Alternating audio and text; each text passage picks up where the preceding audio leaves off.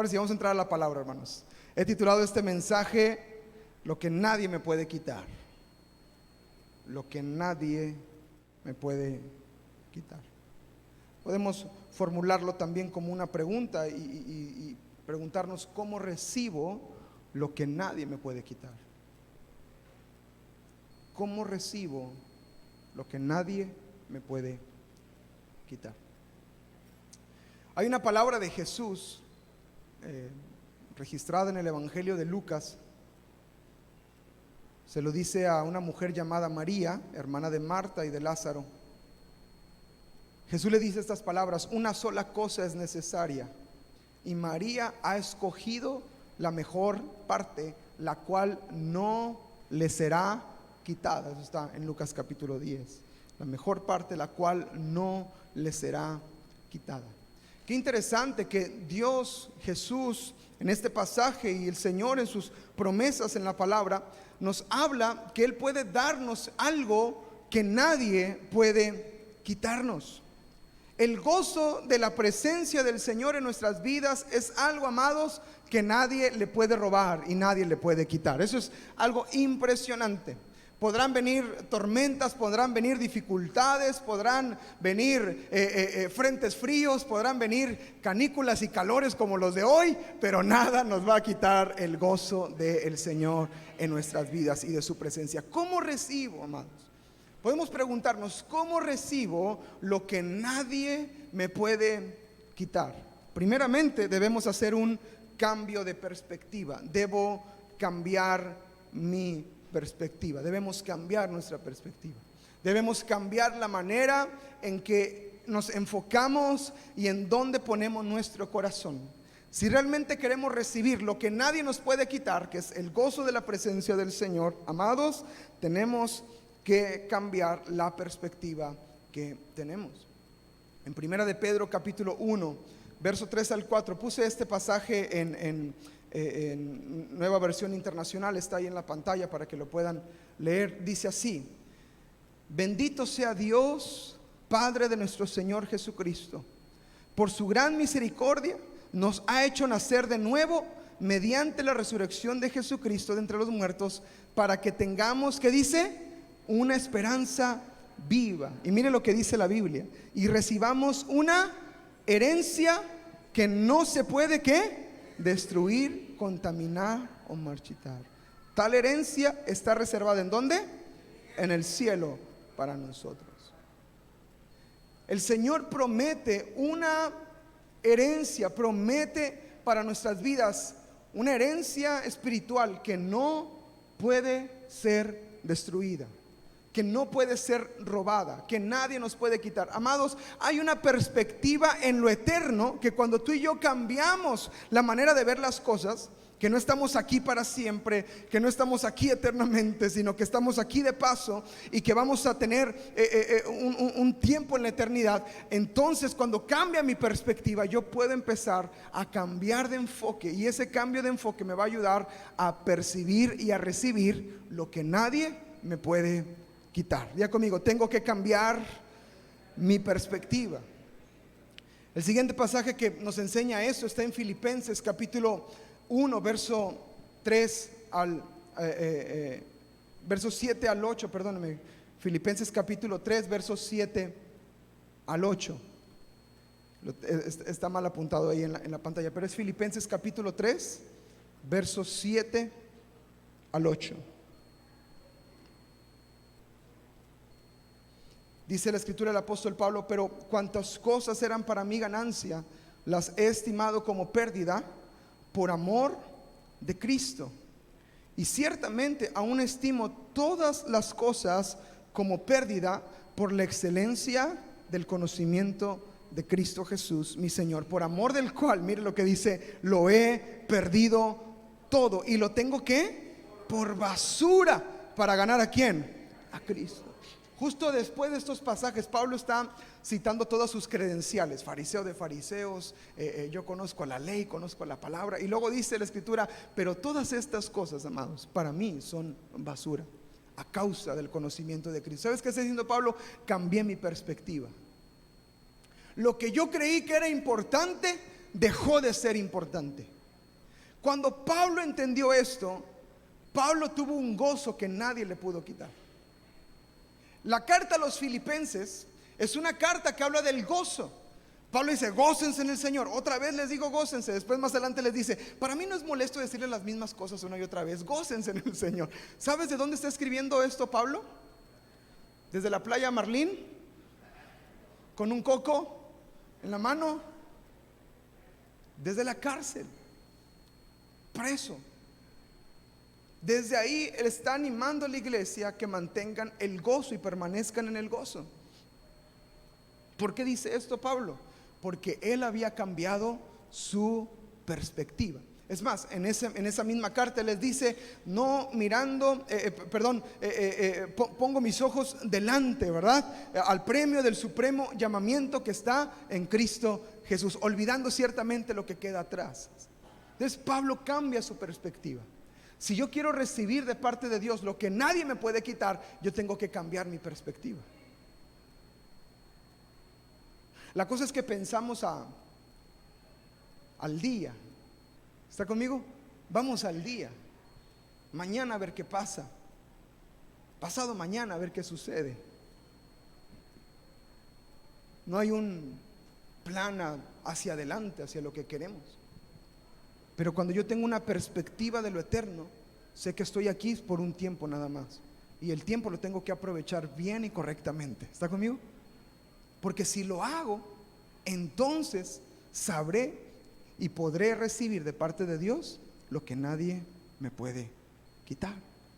El mismo apóstol Pablo les dice en 2 de Corintios capítulo 4 verso 18, no mirando nosotros las cosas que se ven, sino las que no se ven, pues las cosas que se ven son temporales, pero las que no se ven son ¿qué?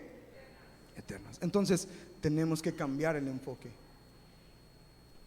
Tenemos que cambiar. ¿Qué es lo que estoy viendo? ¿Hacia dónde estoy viendo? ¿Cómo estoy viendo? Y una vez que cambie el enfoque, entonces empezaré a recibir y empezaré a percibir lo eterno en mi vida. Y eso va a traer un gozo que nadie nos puede quitar. ¿Por qué? El apóstol Pablo dice que las cosas que se ven son temporales. Por lo tanto, el gozo que podemos recibir de lo que se ve va a ser un gozo temporal. Un gozo que se va a acabar. Va a terminar la alegría y la emoción y la euforia del momento. Va a acabar en algún momento. Pero en cambio, si yo pongo mi mirada en lo eterno, dice la escritura que esas cosas son eternas, por lo tanto no tienen principio, no tienen final. Por lo tanto, el gozo que yo perciba de lo eterno no se va a terminar, va a permanecer. Entonces, cuando yo pongo mi perspectiva en lo eterno, empiezo a recibir de parte de Dios algo que no termina. ¿Está conmigo? En cambio, si pongo mi gozo en algo temporal, el gozo va a permanecer mientras dure eso. Pero cuando termine el dinero, cuando termine la quincena, cuando termine el pago, cuando termine la alegría del momento, amados, ¿qué queda? Entonces tenemos que empezar a cambiar nuestra perspectiva. Jesús lo dijo de esta manera en Juan capítulo 6 verso 27. Perdonen que no está en la nota, si quiere apúntelo. Juan 6, 27. En traducción viviente lo dice así: no se preocupen tanto por las cosas que se echan a perder, tal como la comida. Pongan su energía en buscar la vida eterna que puede darles el Hijo del Hombre, pues Dios Padre me ha dado su sello de aprobación. Pongan su energía, dice Jesús. Pongan su energía en buscar las cosas eternas. Amén. Entonces, ¿cómo puedo yo, amados? ¿Cómo podemos recibir lo que nadie nos puede quitar? Citando otra vez las palabras de Jesús que le dijo a María: María ha escogido la mejor parte, la cual no le será quitada. ¿Cómo recibo lo que nadie me puede quitar? Me gustaría que leyéramos Lucas capítulo 10, verso 38 al 42. Y pongamos atención a esta porción de la escritura. Aconteció Jesús que yendo de camino entró en una aldea y una mujer llamada Marta, ¿qué hizo? ¿Quién invitó a Jesús? ¿Quién? Marta. Porque Marta fue quien recibió a Jesús. Marta tenía una hermana que se llamaba María, la cual se sentó a los pies de Jesús. ¿Para qué? Oír su palabra. Pero Marta se preocupaba con muchos quehaceres y acercándose dijo: Señor, ¿no te da cuidado que mi hermana me deje servir sola? Dile pues que me ayude. Respondiendo Jesús le dijo: Marta, Marta, afanada y turbada estás con muchas cosas. Diga conmigo, muchas cosas. Pero solo una cosa es necesaria. Y María ha escogido la buena parte, la cual no le será. María escogió por encima de Marta lo que nadie le podía quitar. Qué impresionante las palabras de Jesús.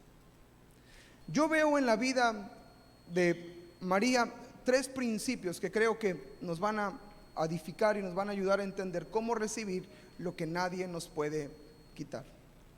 ¿Cómo recibo lo que nadie me puede quitar? Número 1, conciencia de su presencia. Conciencia de su presencia. Iglesia, tenemos que vivir conscientes de la presencia de Dios. Conscientes de la presencia de Dios. María sabía quién estaba en su casa en ese momento.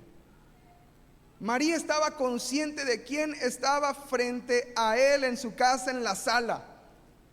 María sabía frente a quién se encontraba.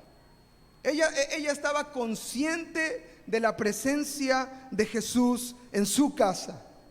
Iglesia, si tú y yo queremos obtener lo que nadie nos puede quitar, debemos ser personas sensibles a la vida del Espíritu. Debemos de empezar a avivar y a despertar el aspecto de lo espiritual en nuestras vidas, entender la vida del Espíritu en nosotros, estar conscientes de la presencia de Dios, saber que es su presencia que está ahí en medio nuestro. Amados, no podemos limitarnos, escúcheme bien, no podemos limitarnos a emociones en el alma. Debemos de ir más allá y profundizar en experimentar por completo la conciencia de la presencia de Dios. ¿A qué me refiero con emociones en el alma? No podemos nada más estar buscando sentir bonito. Una persona que decía: ay, es que esa canción cada que la pongo, ay, me pongo chinito, y esa me gusta poner. Lo que le guste la sensación de la canción. ¿Está conmigo? Lo que le guste es sentir bonito con la canción, pero la presencia de Dios va mucho más allá de lo que sentimos. Si sentimos que se nos enchina la piel o no, va mucho más allá. Hay manifestaciones físicas donde podemos sentir la presencia de Dios, pero la presencia de Dios va mucho más allá, y tú y yo tenemos que ser conscientes de eso, estar conscientes de la presencia de Dios. ¿Le digo algo? El Espíritu Santo está en este lugar. Está en este lugar, porque la Biblia dice que donde 2 o 3 se reúnen en su nombre, ahí está Él en medio de ellos. Tú y yo nos reunimos en el nombre del Señor. ¿Está conmigo? Entonces Él está en medio, ¿no? Entonces yo tengo que ser consciente de la presencia del Señor en este lugar, en cada lugar en el que yo esté. Debemos estar constantemente conscientes. David fue un hombre consciente de la presencia de Dios. En Salmo 139, versículo 7, David dice estas palabras: ¿a dónde me iré de tu espíritu? ¿Y a dónde huiré? ¿De dónde? De tu presencia. ¿Qué decía David? Tú estás en todas partes, Señor. Tú me rodeas.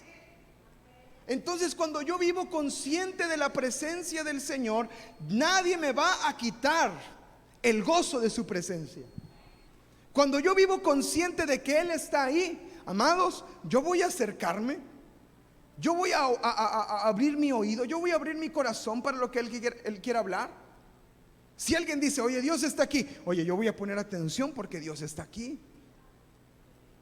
No voy a esperar a que sea una emoción del momento, sino voy a estar constantemente consciente de la presencia del Señor. Cuando no estamos conscientes de la presencia de Dios, escuche, nos perdemos de muchas cosas. Nos perdemos de muchas cosas. Dios puede estarse moviendo poderosamente en medio de nuestra familia, pero estamos distraídos y no estamos conscientes de su presencia, y estamos viendo lo que no funciona, estamos viendo lo que no sirve, estamos viendo lo que quisiéramos que cambiara por encima de lo que Dios ya está haciendo con su presencia en medio de nosotros. Entonces, cuando yo me vuelvo consciente de su presencia, cambia completamente la perspectiva. Pero hay muchas cosas, amados, que nos podemos estar perdiendo si no cuidamos nuestro corazón. El apóstol Pablo le dice a la iglesia en Corintios, en capítulo 1, en el capítulo 6, verso 19 de la primera carta a los Corintios: ¿o ignoran que su cuerpo es ¿qué? Templo del Espíritu Santo, el cual está en ustedes, el cual tienen de Dios, y no son ustedes suyos? ¿Por qué Pablo pregunta esto? Fíjese la pregunta: ¿o qué? ¿O ignoran que son templo del Espíritu? O sea, nosotros debemos de vivir conscientes de la presencia de Dios. Hubo un problema en la iglesia en Corintio, que hubo un pecado fuerte, y el pecado alcanzó a familias y le pegó a la iglesia fuertemente, y Pablo tuvo que tratar con ese pecado y tuvo que tratar con un asunto ahí moral de la iglesia. Y Pablo les hace ver esto a la iglesia y les dice: ¿no saben que el Espíritu está entre ustedes? ¿No están conscientes de la presencia de Dios en sus vidas? Si vivieran conscientes de la presencia, en otras palabras, si vivieran conscientes de la presencia de Dios, no harían lo que están haciendo. Si supieras que el Espíritu de Dios está en ti y mora en ti, no harías ni dirías lo que dices. No te comportarías como te comportas, no hablarías como hablas. ¿Está conmigo? Porque estamos conscientes de su presencia. Entonces, el primer principio que vemos en la vida de María es que María estaba consciente de la presencia de Jesús en su casa. Dios puede estarse moviendo en la familia, puede estarse moviendo en nuestra casa, puede estarse moviendo en nuestra iglesia, pero el que no esté consciente de su presencia, le va a pasar de noche lo que Dios esté haciendo. Empiezas a ver que empiezan a crecer y empiezan a avanzar, y de repente tus hijos empiezan a servir. Oye, ¿por qué mis hijos sirven? Están ahí bien metidos mis hijos en las cosas del Señor, y yo me explico por qué. Porque el reino está avanzando constantemente. Dios está haciendo algo en medio de nosotros. Dios está afirmando nuestras vidas. Pero si yo no soy consciente de su presencia, eso me pasa de noche. No me doy cuenta de lo que está pasando a mi alrededor. Entonces tenemos que cambiar nuestra perspectiva y empezar a ser más conscientes de la presencia del Señor. Amén. Iglesia, en la presencia del Señor hay plenitud de gozo, hay delicias a su diestra para siempre. Los salmos nos dicen, David decía: no hay para mí bien fuera de ti, Señor. Todo lo que quiero, todo lo que anhelo, todo lo que necesito está solamente en ti y en tu presencia. David estaba consciente de eso. Entonces, cuando yo me vuelvo consciente de la presencia de Dios, yo sé lo que hay en Él. Jesús dijo que en Él estaba la plenitud. El diablo vino para robar, para matar y para destruir, y Jesús dice: pero yo vine para darles vida, y vida en abundancia, vida plena. Esa es la vida que Jesús quiere darnos. Esa es la vida que Él quiere que tú y yo experimentemos. Y solo en Él se encuentra. Pero si yo no soy consciente de su presencia, Jesús en la fiesta de los tabernáculos, apenas lo leía esta semana, me llama la atención que dice que se paró en medio de la fiesta en el pueblo donde estaban celebrando en Jerusalén, y dice que gritó. gritó y dijo: vengan a mí los que tengan sed, y yo les daré de beber. Y luego les dice: de su interior correrán ríos de agua viva, dice el Señor. Hablaba de una plenitud del Espíritu Santo en ellos. Días después Jesús es arrestado y muere en la cruz del Calvario, pero con su sangre derramada cumplió lo que dijo. Cumplió lo que dijo. Trajo a su Espíritu Santo cuando ascendió al cielo. Y el Espíritu Santo, iglesia, nos da la plenitud y la llenura que nadie nos puede quitar. Entonces yo debo ser consciente de la presencia del Señor. A veces, mire, y es válido, a veces nos sentimos desanimados, a veces nos sentimos cansados, a veces nos sentimos achicopalados, del griego que significa tristones. Ya ve, nos pasa, estamos expuestos. Pero cuando eso pase, debemos de ser más conscientes de la presencia de Dios.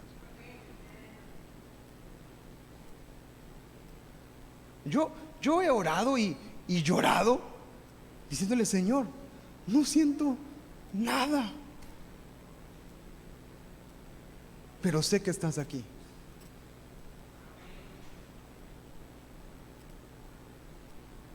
No siento, no siento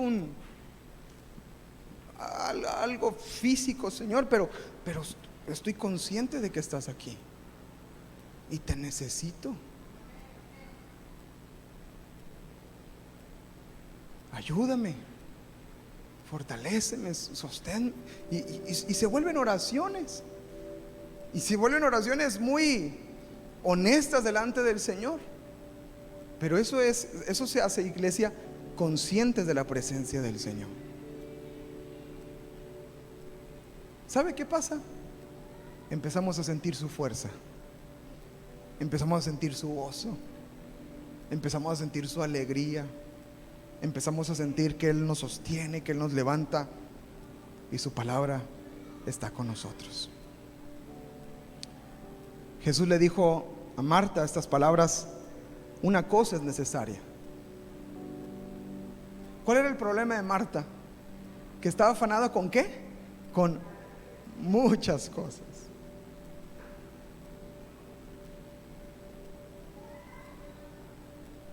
Pero una cosa es necesaria. María lo entendió porque María estaba consciente de la presencia de Jesús en ese lugar. Ella sabía que era Jesús el que estaba ahí, y tenía que tomar la oportunidad que estaba frente a ella. Una cosa es necesaria y tenemos que estar conscientes de su presencia. Amén. Número 2, segundo principio que vemos en la vida de María, es el temor de Dios. Si yo quiero recibir lo que nadie me puede quitar, yo necesito el temor de Dios en mi vida.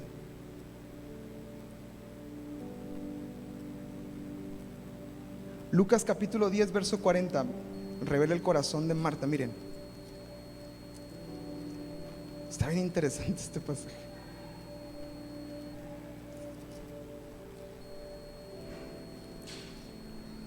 Lucas 10:40. Pero Marta se preocupaba con muchos quehaceres, y acercándose, ya conmigo, acercándose. Eso es clave en el pasaje. Marta se acercó donde estaba Jesús. O sea, Marta, mientras estaba en sus quehaceres, estaba lejos de Jesús. Tuvo que dejar de hacer un poco para acercarse a Jesús, y acercándose le dijo, ¿qué le dijo? Señor, ¿no te da cuidado que mi hermana me deje servir sola? Dile que me ayude.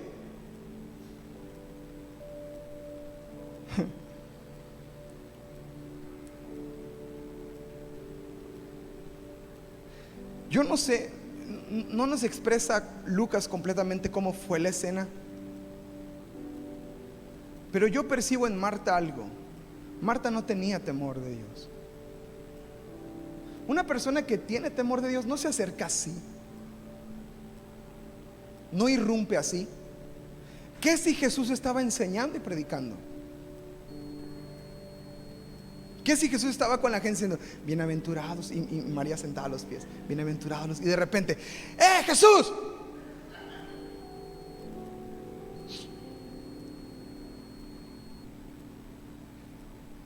No,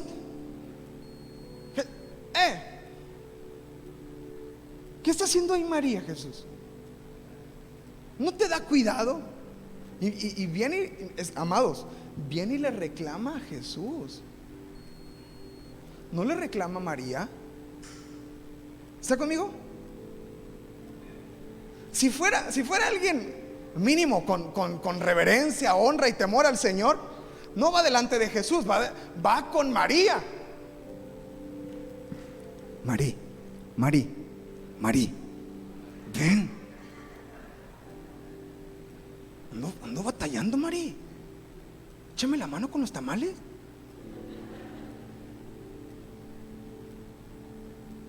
¿Está conmigo? Digo, yo me pongo a pensar así, me imagino la escena. Iría con María, pero no va con María, ¿va con quién? Señor, ¿no te da cuidado? ¿No te das cuenta lo que está haciendo esta mujer? Mira, me está dejando servir sola. Dile que me ayude. No le dice ni siquiera a su hermano, a lo mejor a Lázaro le pudo haber dicho, oye, Lázaro, oye, Lazi. Dile a Mari. Pero no, va delante de Jesús. Y eso es una falta de temor del Señor que María sí tuvo. Porque dice la Biblia que María se acercó y se postró a los pies de Jesús para oír la palabra de Jesús. Eso es temor de Dios. Una persona que no tiene temor de Dios no conoce el respeto, ni la reverencia, ni la honra hacia el Señor. Se vuelve una persona exigente delante de Dios. Eso es falta de temor de Dios.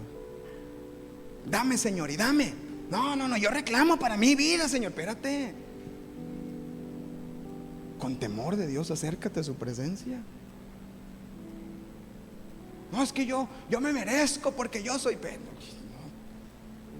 yo no diría eso. Tiene que haber un temor reverente delante del Señor y acercarnos con honra y reverencia delante de Él. María se acercó con temor delante de Dios, y por tanto ese temor que hubo en el corazón de María, Dios le dio lo que nadie le podía quitar. Quien tiene temor del Señor va a tener reverencia en la presencia de Dios. No va a ir delante del Señor a exigirle. Una persona con honra y temor santo no puede venir así delante del Señor. María se sentó a los pies de Jesús con reverencia y con temor santo delante de Él. Señor, háblame, ministrame. Mire, en 2 de Corintios capítulo 7 versículo 1, la Biblia dice esto. 2 de Corintios 7, 1. La Biblia dice así: así que, amados, puesto que tenemos tales promesas, limpiémonos de toda contaminación de carne y de espíritu, perfeccionando, diga conmigo, perfeccionando la santidad. ¿En dónde? En el temor de Dios. Nuestras vidas son perfeccionadas en el temor de Dios. Proverbios capítulo 13 capítulo 15 verso 16. Lo tengo en traducción viviente, si lo pueden poner en la pantalla. Dice: más vale tener ¿qué? Poco. ¿Con qué? Con el temor de Dios, que tener grandes tesoros y vivir llenos de angustia. ¿Sabes que hay gente que busca tener grandes tesoros, pero solamente está lleno de angustia? Pero el escritor de Proverbios dice: más vale tener poco, pero con el temor del Señor, que todo lo que podamos lograr sin temor de Él. Cuando tenemos el temor de Dios, amados, recibimos lo que nadie nos puede quitar. Cuando dicen amén. Cuando tengo temor de Dios, recibo lo que nadie me puede quitar. Fíjense qué tremendo estos pasajes que encontré. Número 1, su protección. Salmos capítulo 33 verso 18. Salmos 33, 18. Vamos a leerlo, por favor. He aquí el ojo de Jehová, ¿sobre quién? Sobre los que le temen. El cuidado de Dios está ¿sobre quién? Sobre los que tienen temor de Él, sobre los que le honran, sobre los que le tienen esa reverencia, esa honra hacia el Señor, sobre los que esperan en su misericordia. La protección de Dios es una promesa sobre aquel que tiene el temor del Señor. Segundo punto, medicina y descanso. Medicina y descanso. Está en Proverbios capítulo 3, versos 7 al 8. Proverbios 3, 7 y 8 dice: no seas sabio en tu propia opinión. No creas que te sepas, que sabes todo. En cambio, ¿qué dice? Teme a Jehová y apártate del mal. Versículo 8. Porque será que medicina a tu cuerpo y descanso para tus huesos. El temor del Señor nos aparta del mal, y el apartarnos del mal termina siendo medicina para nuestro cuerpo y descanso para nuestros huesos. Es hermosísima esa promesa. Entonces, el temor de Dios primero me trae su protección, su mirada está sobre mí porque le temo al Señor. Segundo, trae medicina y descanso para mis huesos. Número 3, trae prosperidad. Trae prosperidad, abre las ventanas de los cielos sobre nosotros el Señor. Deuteronomio capítulo 5, verso 29, capítulo 10, verso 12 al 13. Son dos pasajes diferentes. Deuteronomio 5, 29. Mira lo que dice la escritura, el Señor para su pueblo. Deuteronomio capítulo 5.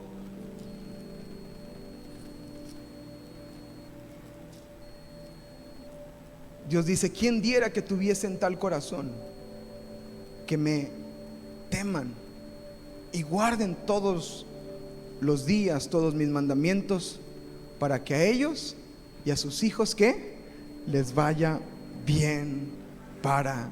Alguien le da gracias al Señor por esa palabra. El temor de Dios abre esa puerta para que nos vaya bien. Capítulo 10, verso 12 al 13. Ahora pues, Israel, ¿qué pide Jehová tu Dios de ti? Sino que, ¿qué dice? Temas a Jehová tu Dios, que andes en todos sus caminos y que lo ames y sirvas a Jehová tu Dios con todo tu corazón y con toda tu alma, que guardes los mandamientos de Jehová y sus estatutos que yo te prescribo hoy, para que tengas prosperidad. Ahí está la clave.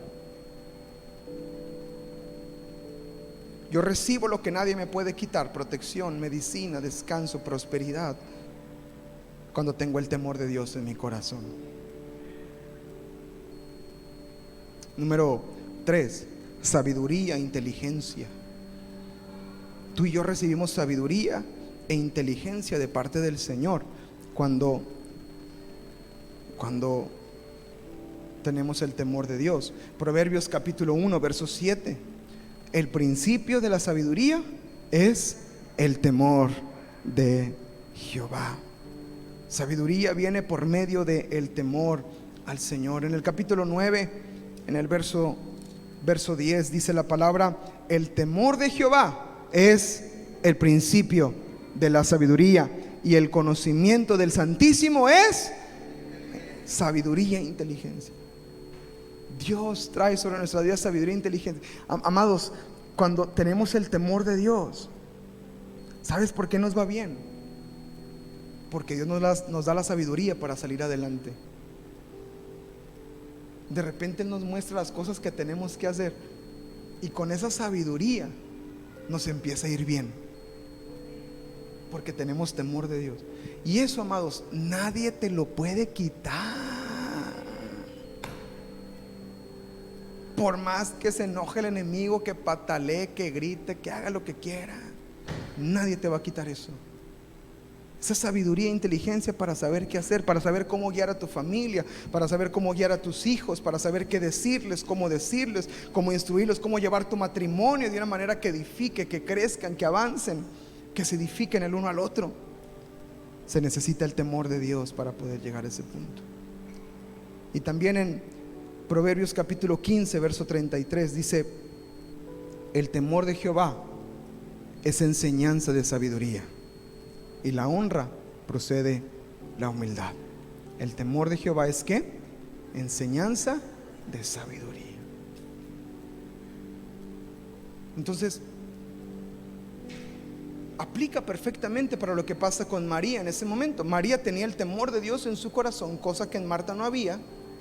Y en el temor que María tiene delante del Señor, consciente de su presencia y con el temor reverente hacia Él, dice que se sienta a los pies de Jesús y escuchaba la palabra de Jesús.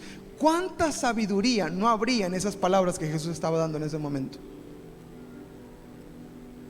¿No crees que mínimo María recibió un consejo que pudo haber aplicado a su vida, que le cambiara por completo su relación con los demás?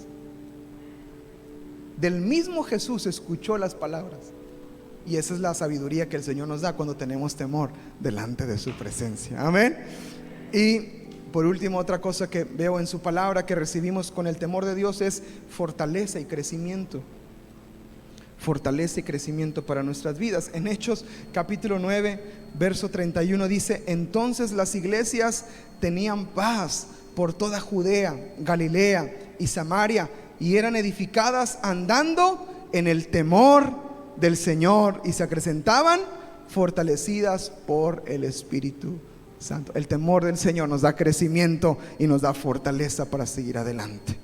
Entonces necesitamos, para recibir lo que nadie nos puede quitar, cambiar nuestra perspectiva y tener estos principios. Primero, conciencia de su presencia. Número 2, temor de Dios. Y termino con esto. Número 3, aprovechar bien las oportunidades. María, hermana de Marta y Lázaro, aprovechó una oportunidad que estaba frente a ella. Mire, para este punto Jesús ya era muy exitoso en su ministerio, ya era reconocido. Ya para este punto era algo complicado moverse entre ciudades, porque cuando llegaba una multitud se le juntaba y estaba ahí cerca de él. De hecho, en el capítulo anterior de Lucas menciona la multiplicación de los panes y los peces, y alimentó a 5,000 adultos, 5,000 varones, sin contar a los niños y a las mujeres. O sea, ya había una gran multitud que seguía a Jesús. Ahora, lo impresionante de esto es que Jesús se toma el tiempo para recibir la invitación de Marta e ir a la casa. No le dijo: te veo en el Starbucks. No le dijo: nos vemos en Plaza Las Américas a las 6. Te veo en tu casa.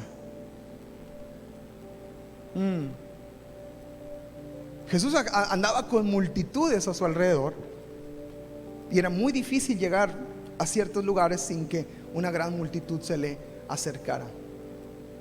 Y María sabe que tiene una oportunidad frente a ella única. Jesús iba a estar en la sala de su casa, y esa era una oportunidad que ella tenía que aprovechar, porque muy probablemente no iba a tener otra oportunidad similar para escucharlo tan de cerca. Si nosotros, amados, queremos recibir lo que nadie nos puede quitar, tenemos que empezar a aprovechar bien las oportunidades.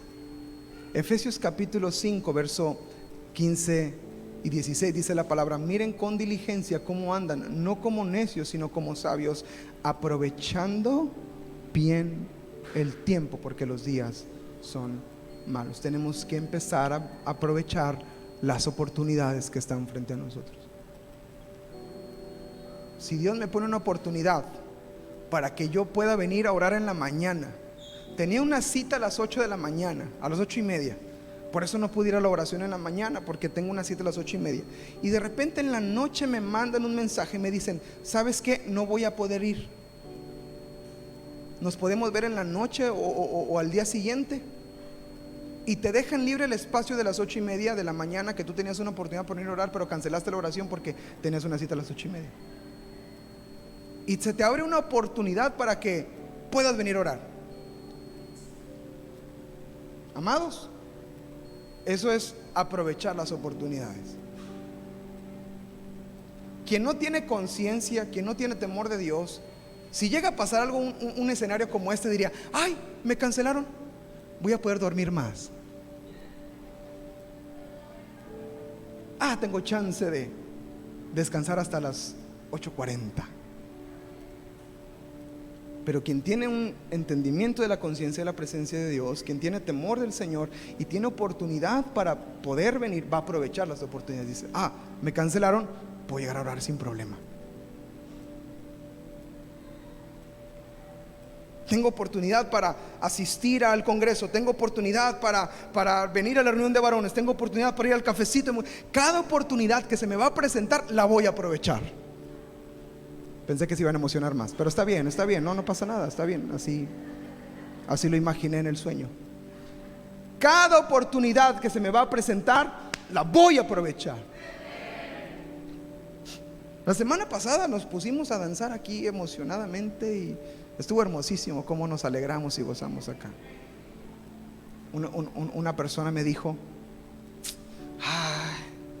hubiera pasado. ¿Y por qué no pasaste? Yo hubiera ido a danzar. Una persona que tiene conciencia aprovecha la oportunidad. Cuando llegamos del congreso, alguien me dijo: pastor, se ve que estuvo bien bueno el congreso de varones. El próximo año. Lleva como 7 años diciéndome que el próximo año. No se volteen a ver.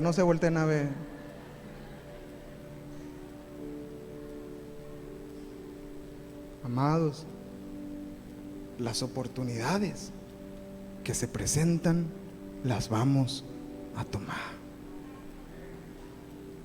Hay un pasaje que debe estremecer nuestro corazón. Escuche. Isaías capítulo 55, versos 6 y 9. Busquen a Jehová mientras puede ser hallado. Llámenle en tanto que está cercano. Deje el malo su camino, el hombre perverso sus pensamientos, y vuélvase a Jehová, el cual tendrá de él misericordia, y al Dios nuestro, el cual será amplio en perdonar. Porque mis pensamientos no son tus pensamientos, ni tus caminos mis caminos, dijo el Señor. Como son más altos los cielos que la tierra, así son mis caminos, más altos que tus caminos, y mis pensamientos más que tus pensamientos. Vamos a aprovechar las oportunidades. Recuerda que el reino no deja de avanzar. Siempre está pasando algo en el reino, siempre. Si tú entras a la palabra de Dios, hoy algo va a hacer el Señor. Si tú escuchas este mensaje otra vez en la semana, algo te va a hablar nuevo el Señor que acabas de recibir hoy. Porque eso es lo que hace el Señor constantemente. Su reino está en constante avance. Por lo tanto, si el reino no deja de avanzar, cada oportunidad que se me presente la voy a tomar y la voy a aprovechar. Jesús predicaba, Juan predicaba y decían: el reino de los cielos se ha acercado. Amados, esa es una llamada de atención a la gente. El reino está cerca de ti, ven a él. Arrepiéntanse, cambien sus caminos, cambien su manera de pensar, cambien su manera de vivir. Vengan al reino, porque en el reino está la plenitud que nadie les puede quitar. Esas son las promesas que el Señor trae para nuestras vidas.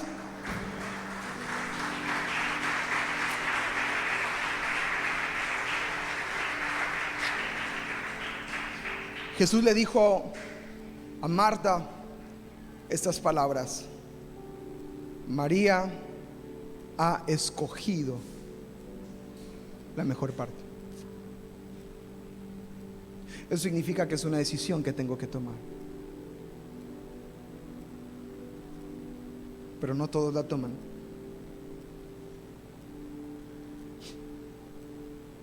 Es una decisión que tenemos que tomar. hoy es un buen día para venir a Él. Hoy es un buen día para dejar las muchas cosas y enfocarnos en una sola, la cual es necesaria. Y si así lo hacemos, yo creo que tú vas a salir de este lugar con algo de Dios que nadie te va a poder quitar. Ni el carro que se atraviese ahí en la Nichupté, ni ese te lo va a quitar. Cuando se te atraviese, aleluya, Dios te bendiga porque lo que recibí, nadie me lo va a quitar.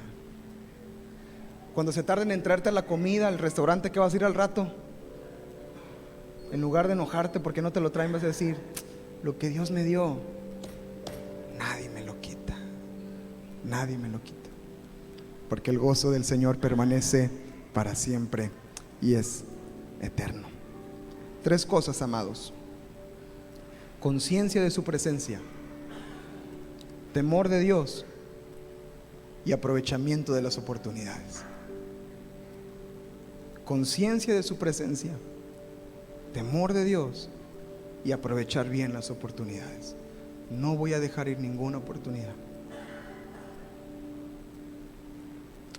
Vamos a ponernos de pie ahí en nuestro lugar y vamos a orar delante del Señor. Gracias, Señor.